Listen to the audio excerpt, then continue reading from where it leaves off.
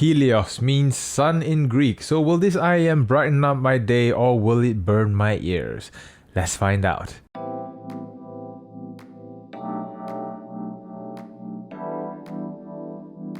Hello and thank you for clicking on this video where I'll be sharing my experience on an IEM coming in from Singapore. Dang, Singapore is proving itself to be an audiophile hub.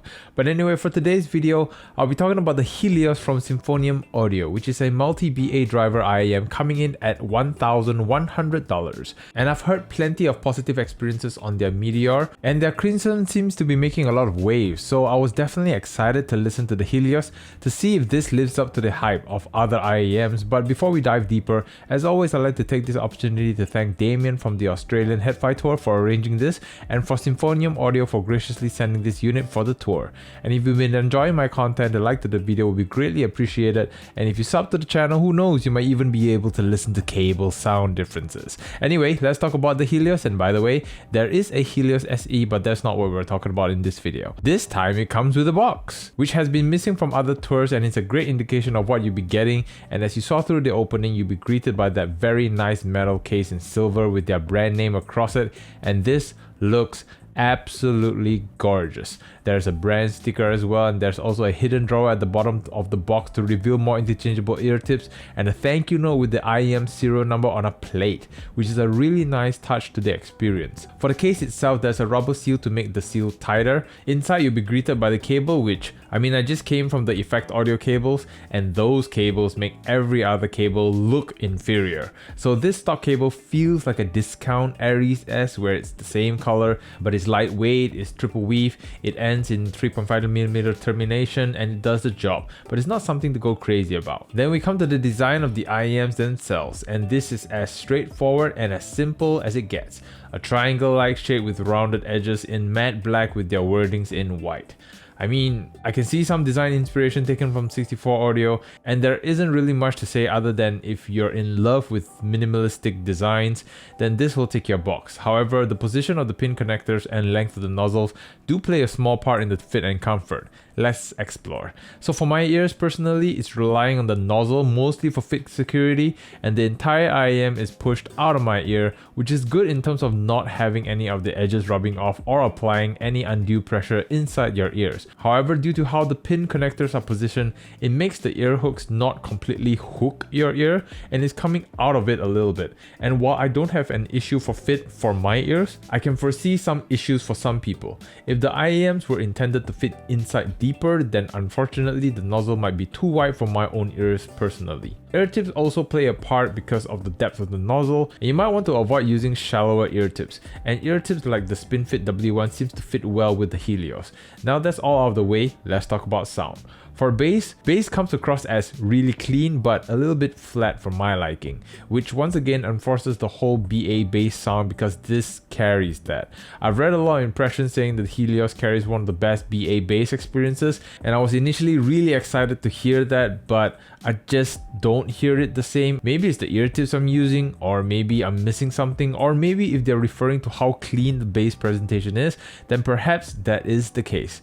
There's the sound of impact is enough to accompany the track, but it's not engaging, at least for me. It's missing that weight, that slam, and it definitely won't be satisfying bass hits anytime soon. There's a bit of rumble coming in from the deep end, but again, I feel it helps with track accompaniment, and all in all, if you like a clean bass presentation with a bit of rumble, then the Helios is for you. But if you want more excitement and more engagement from the low end, then I don't think the Helios will satisfy you. For midrange, this however helps in the midrange in keeping it lean and clean. The vocals stand a tad in front of the background music, the instruments stay where they are as track accompaniment, however it's track dependent, as on some tracks, the instruments sound further away than what I'm used to hearing on other gears.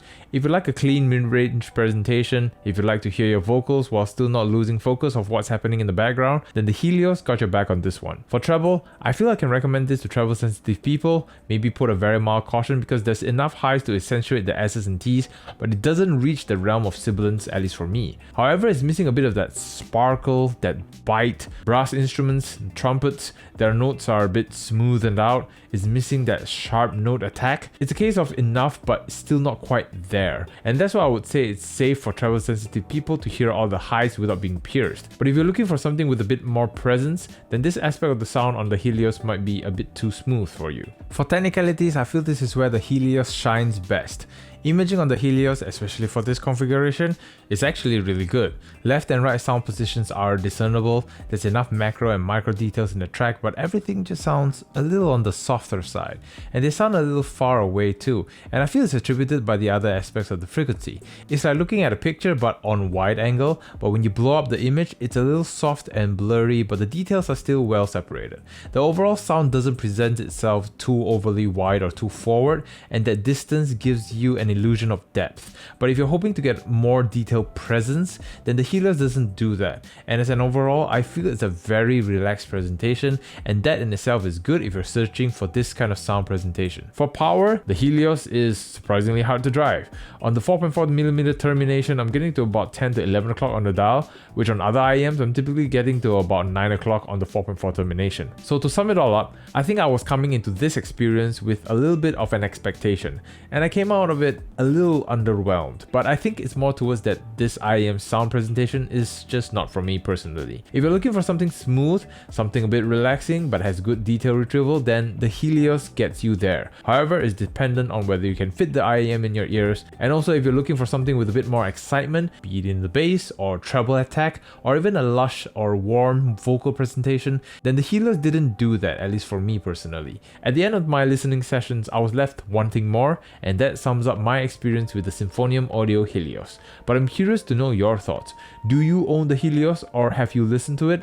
Share with me your experiences in the comment section down below. And once again, thank you to Damien and Symphonium Audio and to all of you for watching. Until the next experience, take care and happy listening.